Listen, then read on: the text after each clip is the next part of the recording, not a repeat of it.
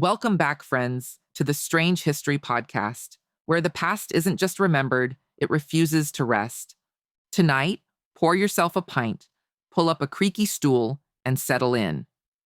Because I'm taking you to a place that's soaked in ale, legend, and an unspeakable darkness. This is the horrifying true story of the Wheatsheaf Inn, a charming little pub nestled in the village of West Boldon, Tyne and Wear, England. But don't let the flower baskets and friendly signage fool you. Beneath the wooden beams and warm smiles lurks something twisted.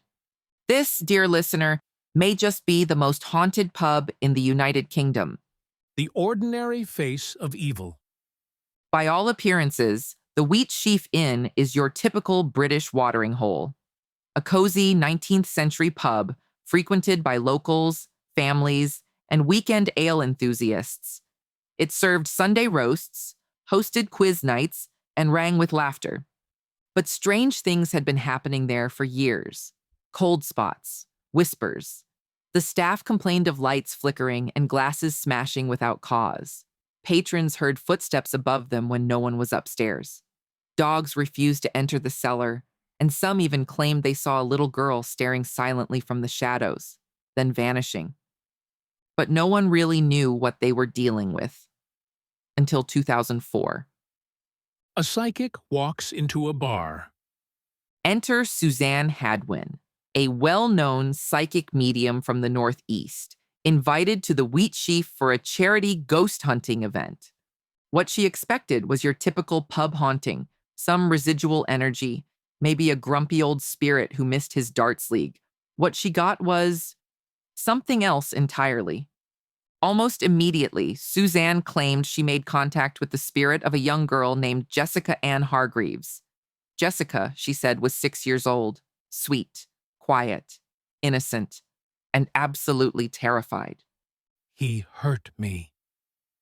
Suzanne described Jessica's spirit in heartbreaking detail. Brown hair, a pink dress, soft shoes, and a deep, unrelenting sadness. Jessica revealed that she had lived in the pub long ago and that she had died there horribly. She told Suzanne she had been lured into the cellar, where a man named Joseph Lawrence, or possibly Joseph Armstrong, raped her, strangled her, and dismembered her body. Suzanne, stunned, asked where the remains were. Jessica pointed to the fireplace. Now, if this sounds like the plot of a gothic horror novel, well, it gets worse. The cellar that spoke. The landlord at the time, Damon Brown, was both disturbed and intrigued. Together with the staff, they ventured into the cellar, following Suzanne's eerie directions. They noticed a hollow-sounding wall. Suzanne insisted that behind it lay proof of Jessica's story. So they broke it open. What they found chilled them to the bone. A small child's shoe, a fragment of a pink dress, and a lock of light brown hair, exactly as Jessica had described. These were real objects, hidden in a place no one had touched for decades. Was it coincidence? A trick? Or a young girl crying out across time for justice? I'm coming for you, Suzanne. But that wasn't all. During that same ghost hunting session, the team captured an EVP, an electronic voice phenomenon, believed to be the spirit of Joseph himself. The voice said, "I'm coming for you, Suzanne. I'm going to kill you." Multiple times that night, Suzanne claimed she felt overwhelming dread, like something malevolent was watching. She would later say she had never felt such concentrated evil in one place. And remember, this woman made a living visiting haunted houses. 37 spirits. And counting. After the events of 2004, the Wheatsheaf gained national attention. Paranormal investigators poured in. Over time, more and more spirits were identified, over 37 by some counts. The pub seemed to be a supernatural sponge, soaking in trauma, memory, and presence. Visitors report chairs flying across the room, glasses hurling themselves at walls, and shadowy figures that dart through the halls. Some staff quit, refusing to return to the cellar. Others swore they were followed home by something from the pub. And Jessica? According to psychics, she's still there, watching, waiting, hoping someone will find the rest of her. The police get involved.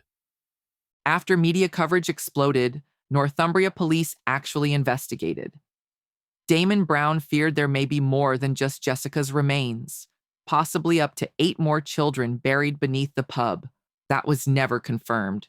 But police did take Suzanne's findings seriously enough to visit the site. No full bodies were recovered. No charges were brought. But the questions never stopped.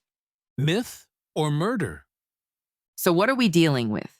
A psychic's overactive imagination? A local legend taken too far?